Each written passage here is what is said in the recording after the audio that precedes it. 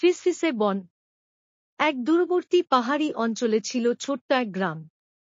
গ্রামটি ছিল সুন্দর আর শান্তিপূর্ণ, কিন্তু তার পাশেই ছিল এক রহস্যময় বন, ফিসফিসে বন নামে পরিচিত।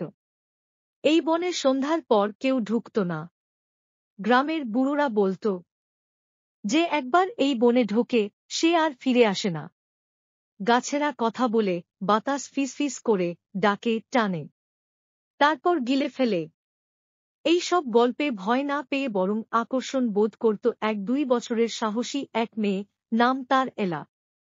তার প্রিয় দাদু ছিল গ্রামজুড়ে একজন নামকরা লোককথা সংগ্রাহক। একদিন হঠাৎ করেই তিনি হারিয়ে যান। কেউ কেউ বলল, তিনি নাকি ফিসফিসে বনের দিকে গিয়েছিলেন কিছু প্রাচীন রহস্য অনুসন্ধান করতে। এলা বিশ্বাস করে, দাদু এখনো জীবিত, কোথাও না কোথাও আছেন। এক রাতে সে হাতে নিল একটি টর্চ, একটি পুরনো কম্পাস আর দাদুর লেখা ডায়েরি। তারপর সাহস করে পা রাখল সেই অশরীরী ফিসফিসানির রাজ্যে, ফিসফিসে বন। বনের ভেতরে ঢুকতেই হাওয়ার শব্দ থেমে গেল। চারদিকে কুয়াশা, আর অদৃশ্য কণ্ঠস্বর যেন কানে কানে বলছে, ফিরে যা, ফিরে যা, না হলে হারিয়ে যাবি। এলা ভয় পায়, তবু থামে না। কুয়াশার ফাঁকে সে দেখে এক ছায়ামূর্তি, দাদুর মতো দেখতে।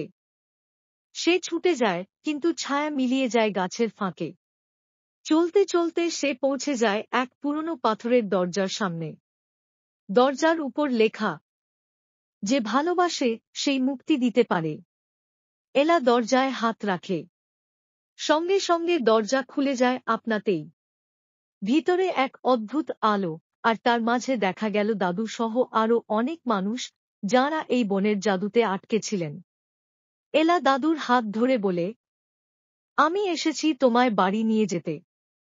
বনের গাছেরা যেন হালকা করে নিঃশ্বাস নেয়, বাতাসে আবার ফিসফিসানি শোনা যায়। তোমার হৃদয়ে আছে সত্য আর ভালোবাসা। অভিশাপ আজ শেষ।